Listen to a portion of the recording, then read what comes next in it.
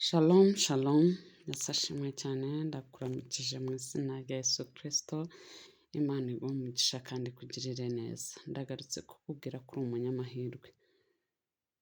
Yego, uri umunyamahirwe ujye uhora ubyiyaturaho. Ikintu cyose bisaba kukiyaturaho. Amahirwe yawe yose birasaba ko ari wowe uyiyaturaho. Erega niyo nagusengera, erega niyo n'undi muntu wundi yagusengera, wowe utabyizera biragoye kugira ngo bikubeho. Ikintu cyose kizakubaho uzaba wowe wakigizemo uruhare. Uzabanza kubyumva, uzabanza kuba ari wowe ubyumva ku giti cyawe. Ntabwo mbizi niba unyumvishije, ariko nje kukubwira ko uri umunyamahirwe. Banza ubyiyatureho, banza ubyakire, banza wumve, banza ubyiyumvishe mu mutwe wawe, banza ubitekereze wowe ubwawe, nibwo bizakugirira umumaro. Iyatureho amahirwe, iyatureho umugisha, iyatureho wumve ko ari wowe. Ubanza ubyakire. Erega nutabyakira ntacyo bizakumarira. Njye nabikubwira, yewe n'amahirwe nayaguhesha mu buryo bumwe cyangwa ubundi, bwaba ari ubw'akazi, bwaba ari ukugusengera, bwaba. Ariko ndagira ngo nkubwire ngo amahirwe ya mbere ni ukubanza kubyumva mu mutwe wawe. Yesu abaha umugisha rero. Nari nje kugutera inkunga, nari nje kukubwira ngo uri umunyamahirwe, nari nje kukubwira ngo uri uw'igikundiro cyinshi, nari nje kukubwira ngo Yesu aracyari umwami w'ubuzima bwawe, nari nje kukubwira ngo byakire, byature, bitekereze. Bitekereze. Imana iguhe umugisha rero. Ni ukuri umuntu wese uzabikubwira azabikubwira, ariko wowe wabanje kubyibwira. Banza ubyibwire mu mutima wawe, banza ubyiyumvishe.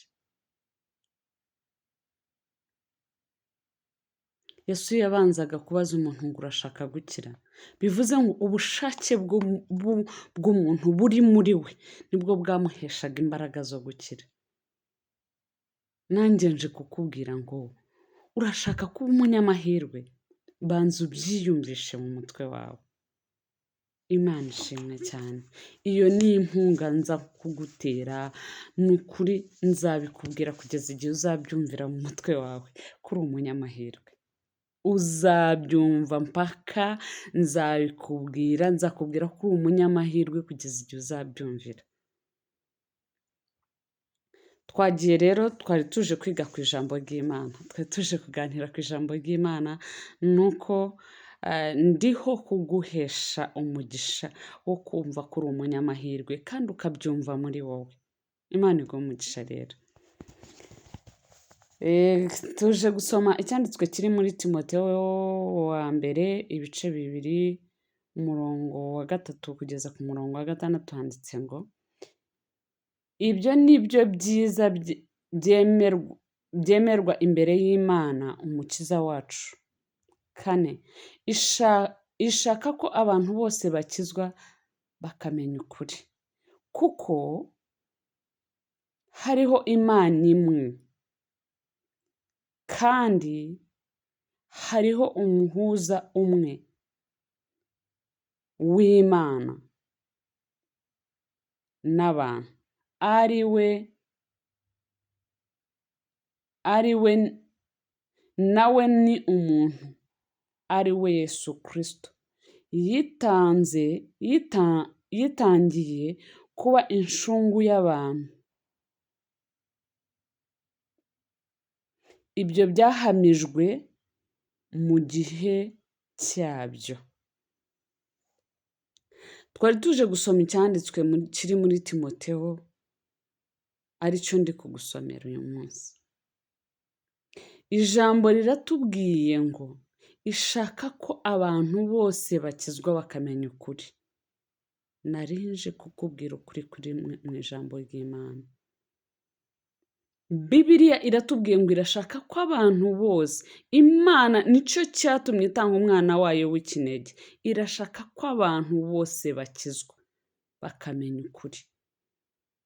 Ngo kuko hariho Imana imwe kandi hariho n'umuhuza umwe w'Imana n'abantu, nawe ni umuntu, ari nawe Yesu Kristo. Bivuze ngo Yesu Kristo yaje kuba umuhuza wacu n'Imana, yaje kuba hagati yacu n'Imana nk'umuhuza. Nk'uko umuntu yari yakoze icyaha akava mu bwiza bw'Imana akagenda, kugira ngo umuntu yongere guhuzwa n'Imana byasabye ko Imana itanga umwana wayo w'ikinege kugira ngo umwizera wese atarimbuka. Nje kuguha ubutumwa bwiza, wowe wizeye Yesu Kristo nk'umwami n'umukiza wawe. Ijambo riduhaye uburenganzira, riratubwiye ngo irashaka ko abantu bose bakizwa biciye mu muhuza yatanze w'umwana wayo ari we Yesu Kristo. Bivuze ngo kwizera Yesu Kristo biduha uburenganzira,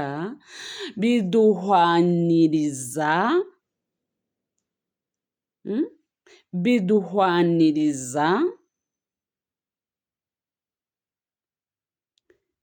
no kujya mu ijuru. Kwizera Yesu Kristo nk'umwami n'umukiza wacu biduhwaniriza no kuragwa ubugingo buhoraho.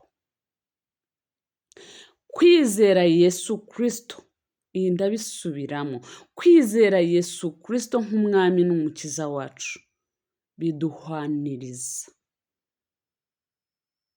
n'ubugingo buhoraho no kuzabona ijuru ry'iteka.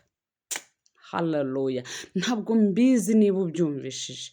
Data yaravuze ati kugira ngo uyu mwana w'umuntu yongere abone, nongere ngire uburenganzira ku mwana w'umuntu, nuko ntanga Yesu Kristo akaba incungu, akaba umuhuza hagati yanjye n'umuntu.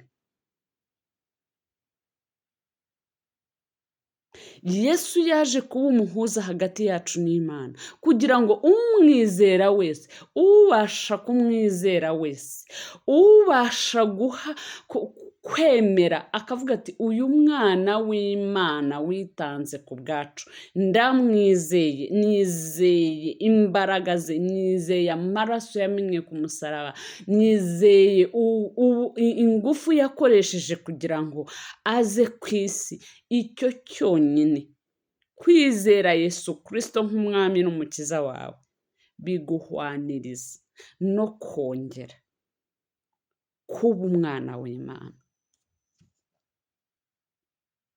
Yesu ashimwe cyane. Uyu muhuza waje hagati yacu n'Imana, yaje kugira ngo twongere tubone ubugingo, yaje kugira ngo twongere tugire ubuzima, yaje kugira ngo twongere tugire ubusabane, yaje kugira ngo twongere twiyunge na Data, twongere tugaruke muri wa mwanya wo kugira ngo Imana iturebe itwishimire. Uyu muhuza yaje aje kwishimisha, gutuma umuntu yishimana n'Imana, gutuma Imana yongera kwibona mu muntu.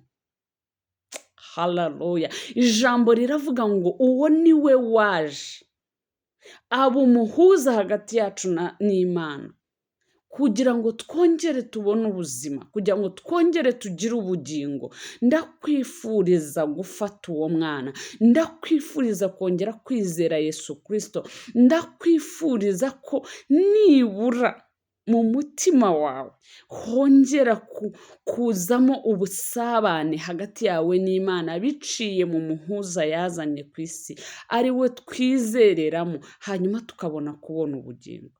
Nshuti yanjye, icyo ni cyo nkwifuriza iminsi yose, ubugingo buhoraho bwahwanijwe no kuza kwa Yesu. Imana ibahe umugisha. Ndabakunda kandi ni ukuri nifuza ko wabona ubugingo buhoraho. sangiza ubu butumwa abandi, Imana iguhe umugisha.